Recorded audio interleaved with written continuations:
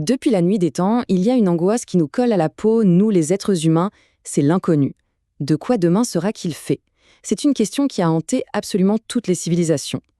Aujourd'hui, on va plonger dans cette histoire en s'appuyant sur les travaux du sociologue Gérald Bronner pour voir comment l'humanité a essayé, encore et encore, de dompter cette force sauvage qu'est l'incertitude. Alors, première question, toute simple en apparence, l'incertitude, c'est quoi au juste? On a l'impression que la réponse est évidente, c'est le doute, la peur de l'avenir, mais on va voir que c'est bien plus profond, bien plus complexe que ça. Ça touche à la fois à nos peurs les plus concrètes, les plus quotidiennes, et à nos questions existentielles les plus vertigineuses. C'est ce fil-là qu'on va tirer ensemble. Pour bien commencer, Bronner fait une distinction qui est vraiment essentielle. D'un côté, il y a ce qu'il appelle l'incertitude de finalité. C'est simple, ça concerne des événements futurs, des trucs qui pourraient arriver ou pas. Est-ce que je vais gagner au loto? Est-ce que je vais garder mon boulot? De l'autre côté, il y a l'incertitude de sens. Et là, c'est beaucoup plus profond. Ça touche à notre vision du monde, à nos croyances. En gros, c'est la différence entre s'inquiéter pour demain et se demander pourquoi on est là. Face à ces angoisses, la toute première stratégie de l'humanité, ça n'a pas été de se battre, mais de fuir, de s'évader grâce à l'imagination. C'est comme ça que sont nés les mythes. Prenez cette citation d'Hésiode sur l'âge d'or. Ce qui est fascinant, c'est qu'il ne décrit pas juste un monde heureux, il décrit un monde certain, un monde sans surprise, sans changement, où demain est la copie conforme d'aujourd'hui. C'est la définition même d'un abri anti-incertitude. Et ces mythes de paradis perdus, ils ne sont pas écrits au hasard. Ils s'attaquent très précisément à ce que Bronner nomme les noyaux d'incertitude. Ce sont nos angoisses les plus primaires. Est-ce qu'on va manger à notre faim? Est-ce qu'on sera en sécurité, en bonne santé? Est-ce qu'on trouvera l'amour? Et bien sûr, qu'est-ce qu'il y a après la mort? Dans l'âge d'or, hop, toutes ces angoisses sont balayées. La nourriture est infinie, la paix est totale, personne n'est malade, l'amour est simple, et la mort, c'est juste un long dodo. Donc, le point clé à retenir, c'est que le mythe, c'est un outil psychologique super puissant. Il ne change rien à la dure réalité, du présent, non, mais il offre une échappatoire mentale, une sorte de baume sur l'anxiété, en nous disant « T'inquiète, avant, tout allait bien, tout était simple ». Bon, mais regarder dans le rétroviseur avec nostalgie, ça va un temps. Vient un moment où l'humanité change de braquet. L'idée n'est plus de rêver d'un paradis perdu, mais d'en construire un, ici et maintenant. C'est la naissance de l'utopie. Et là, la différence est fondamentale. Le mythe, c'est une histoire, une évasion. L'utopie, c'est un plan d'architecte, un projet d'ingénierie sociale. Le but, c'est d'utiliser la raison, la logique, la science pour tordre le cou au hasard, à l'imprévu, bref, à toute forme d'incertitude dans la société. Et ce qui est dingue, c'est que le plan d'action des utopistes, de Thomas More à Campanella, il est quasi identique à celui des mythes. Il s'attaque exactement aux 5 mêmes angoisses. Sauf que les solutions ne sont plus magiques, elles sont techniques. On construit des greniers publics contre la faim, on a une armée dissuasive contre la guerre, on impose l'hygiène contre la maladie et on met en place des règles sociales très strictes pour l'amour. Tout est planifié, millimétré, pour que rien ne soit laissé au hasard. C'est l'ingénieur contre l'angoisse. Bon, spoiler alerte, les utopies n'ont pas vraiment fonctionné. Le monde est resté, eh bien le monde. Imparfait, imprévisible, et ça nous amène à la 3e grande approche, celle dans laquelle on vit aujourd'hui, l'approche moderne. Puisqu'on ne peut pas éliminer l'incertitude, on va essayer de la calculer. Le changement de perspective est radical. On laisse tomber le rêve d'un monde parfait et on accepte le nôtre, avec ses défauts, ses risques, ses inconnus.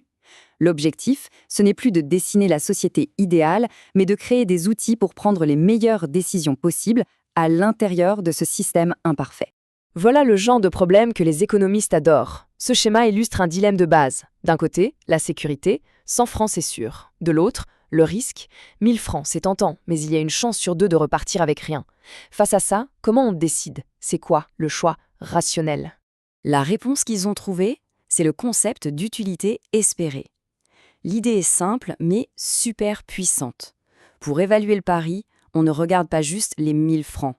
On les multiplie par la probabilité de les gagner, c'est-à-dire 50%, ce qui nous donne une valeur espérée de 500 francs. Et 500, c'est bien plus que les 100 francs garantis, donc la logique pure vous récompensera le coût. Mais ce modèle, aussi élégant soit-il, il a ses failles. Prenons un exemple célèbre, le paradoxe de Saint-Pétersbourg. Imaginez qu'on lance une pièce.